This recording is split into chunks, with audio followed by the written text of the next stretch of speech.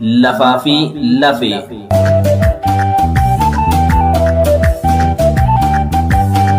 Lafti qabeenya argattaa hin qabneedha. Gamoo ijaaruun, warshaa dhaabuun, qotanii oomishuun, tikfatanii horuun, jiraatanii gadaa arguun, du'anii awwaalamuun yoo lafa qabaatan qofa. Oromoon eega sirna alagaa jalatti kufee booda lafasaa mulqame. Ammallee lafasaa fudhachuuf alagaan itti roorrisaa jira. Kanaaf qophiin lafaaf lafee jedhu kun daba Oromoo lafa mulquu, lafarraa buqqisuu, lafasaarra alagaa qubachiisuu fi qabeenya uumamaa Oromoo qisaasuu irratti dalagamu ni saaxila, ni xiinxala, ni mari'achiisa. Lafti keenya lafee keenya.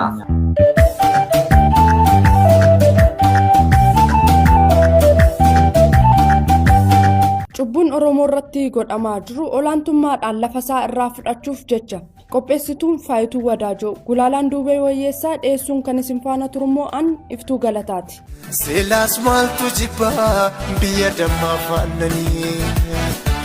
Yooyyaa akkam jirtu hordoftootaa fi dhaggeeffattoota raadiyoonii Dirree Shaggar qophii lafaa fi lafee. Qophii keenya lafaa fi lafee akkuma baratame gama raadiyoonii yuutuubii fi feesbuukii keenyaatiin tamsa'uu qabannee dhiyaanneerra. Qophii keenya har'aa keessatti dhimma saamicha lafaa ilaalchisee yaada hayyooti Oromoo kana dura waltajjii adda addaa irratti kaasan qabannee jirra. Nu waliin tura. Har'as nu gurgurachuuf lagaa godhanii.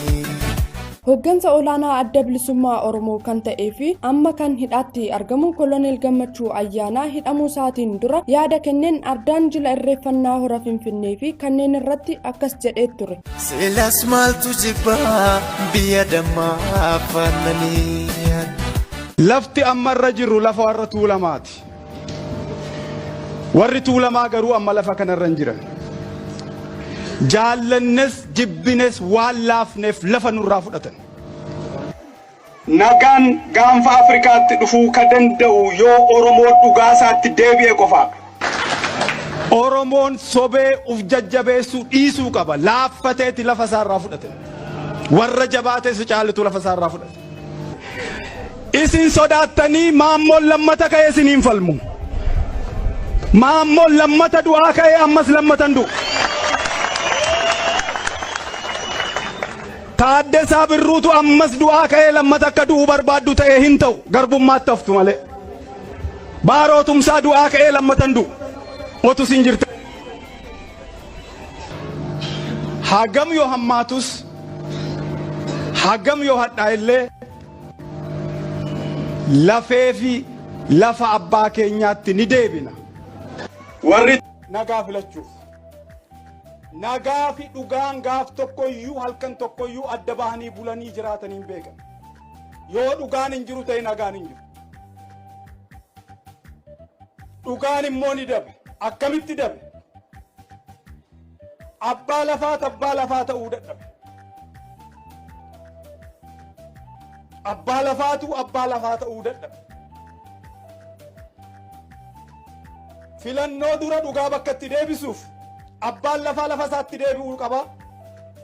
Hunda caalaa ilmaan Tuulamaa Finfinneetti deebi'uu qaban. Laftii fi gumaan dulloomteen beektu. Laftii fi gumaan dulloomteen beektu. Itoophiyaan idaa baay'eetu isheerra jira. Doolaara biiliyoona hedduutu isheerra jira. Ni kaffaltii walumaan kaffalla. Gumaa Maammoo Mazammir garuu Itoophiyaatu kaffala. Kanaaf gumaan ba'uu qaba. Abbaan lafaa lafatti deebi'uu qaba. Ilmaan Walloo bittaa halagaa jalaa ba'anii biyya abbaa isaaniitti deebi'uu qabu. Oromiyaa jalatti buluu qabu. Dhiifama naa godhaa.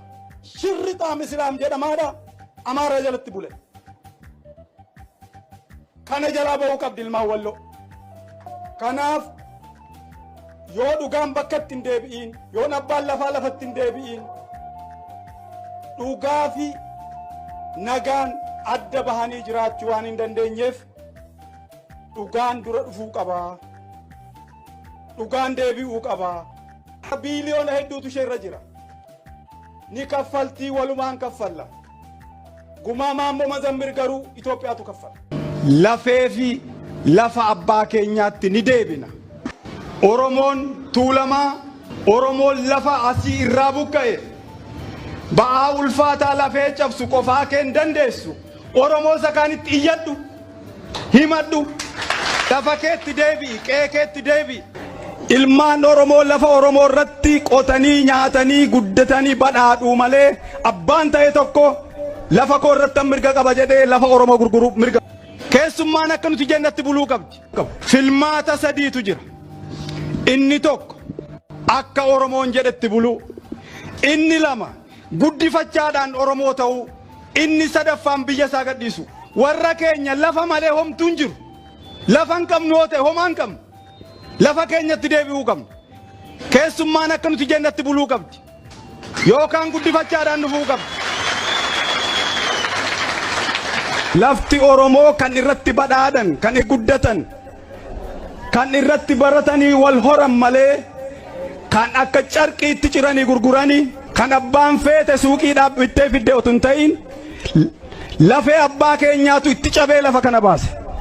Lolli ibiddi mootummaan Dooktar Abiy ka Oromoo tokkoon hin deeggaramne ka weerartoota lafa Oromootiin deeggaramu weerartoonni lafa Oromoo faayinaansii ka godhan beekumsaan saappoortii ka godhan qawweedhaan saappoortii ka godhan ibiddi Oromoo irratti qabsiifame kuni gaanfa Afrikaa guba. Oromoon qofaa isaan gubatu qofaan guban dhugaa keenyaaf nagaa keenya barbaanna.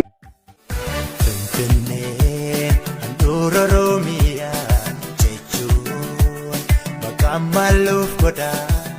Saamichi lafaa bifa adda addaa kan qabu yoo ta'u babal'ina magaalaa fi mana kondominiyeemii ijaaruun mana caraqaa dawoo amantiitiin lafa saamuunii fi kan kana fakkaatan eeruu dandeenya. Jawaar Mohammad otoo hin hidhamin dura yakka lafa Oromoo irratti gaggeeffamaa turee fi jiru ilaalchisee miidiyaa irratti mormii isaa dhageessisee ture.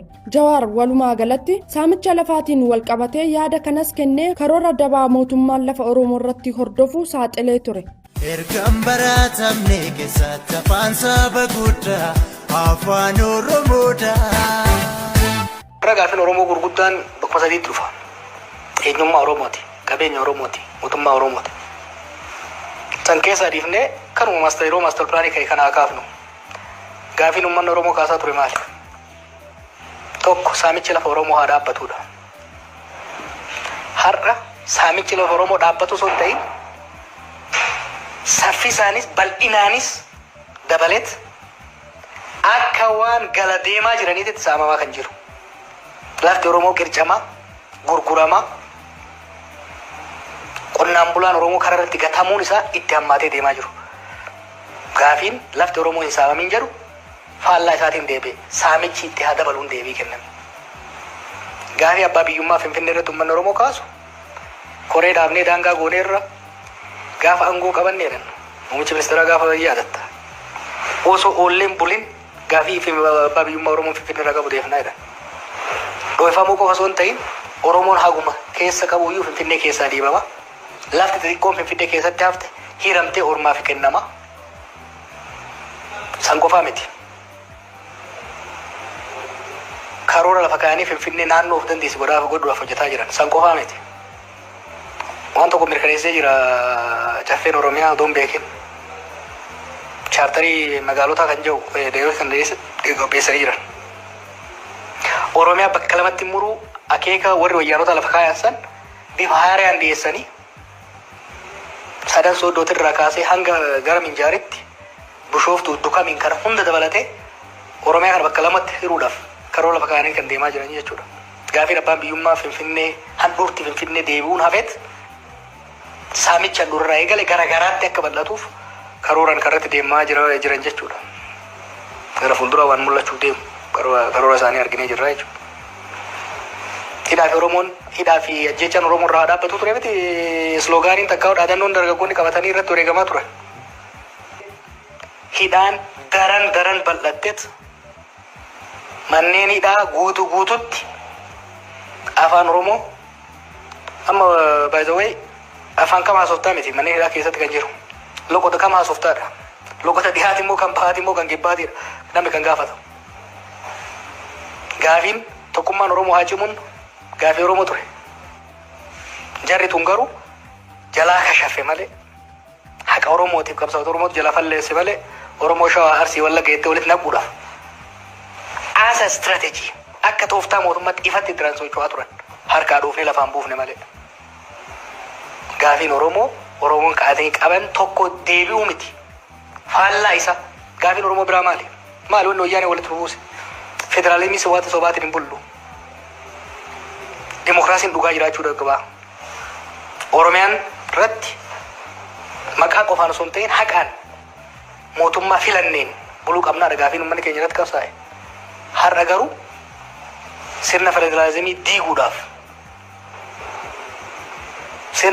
diiguudhaaf karooraan actively kana namni beekuu barbaade miidiyaa mootummaan federaalaa ittiin socho'u halaalu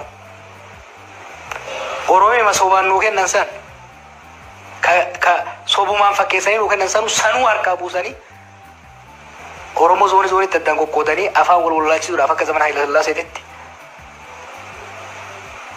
Oromoon kan gaafatu waan tokko deebii garuu faallaa kan godhamaa jiru jechuudha. Biyya keenya hin kenninu murreedinaa. Saamichi lafaa kun amantii da'oo godhachuunis kan gaggeeffamu ta'uun ifa. Kana garuu namootatu godha jedhu hayyuun amantii Qees Balaay Makonnin. Buraayyuuf saabbataan gamaa galaanis keenyuma. Taan tokkichi karaa saniin amantiin takka rakkoon qabu. Amantii kamiyyuu keessa rakkoon hin jiru. Han jiru namoota hoogganu bira. Namoonni eegganu immoo isa meeshaa godhatee itti fayyadamu. Bara Haayila Sillaaseetti soo ta'e nugusni paaphaasii bira dhaqee muudamee dibamee kan biyya hoogganu fudhatama argachuuf malee amantii saniif miti. Warrumti amantii geggeessus ani waan tokko dubbadheera waggaa 2 dura. Taabonni Waaqaa bu'aa jedhan keessattuu gara kaabatitti bu'een beeku. Asuma naannaa Finfinnee kanatti akkuma cabbii Waaqaa roobbamu taabonni maalumaa fi numa jaalataa Oromoo malee warra kaabaan jaalatu. Taabonni diigamaa jira, bataskaanni diigamaa jira, wanna kana dhorkaa awwisuuf akkasin jedheen abbootiidha. Waan kana abaaraa dhoowwa dubbii sobaa. Barri kun bara dhugaa dubbatani. Barri ani aabbarran beeku, aabban waaqarran beeku, waan aabban jedhe qofan dhagaa jedhamu hin jiru. Dhaabaa jenneeni hin fudhanne jarri ittiin waa'ee lafa babal'isu namoota bira bakka hunda jira, amantii hunda keessa jira isa. Warra Pirotestaantii biras, kaan biras, Musliima biras, nu biras kan keenyaa lafa kanarratti babal'isuu irratti daangaa nuun qixxaatu jira dheeyyaa dhugaa.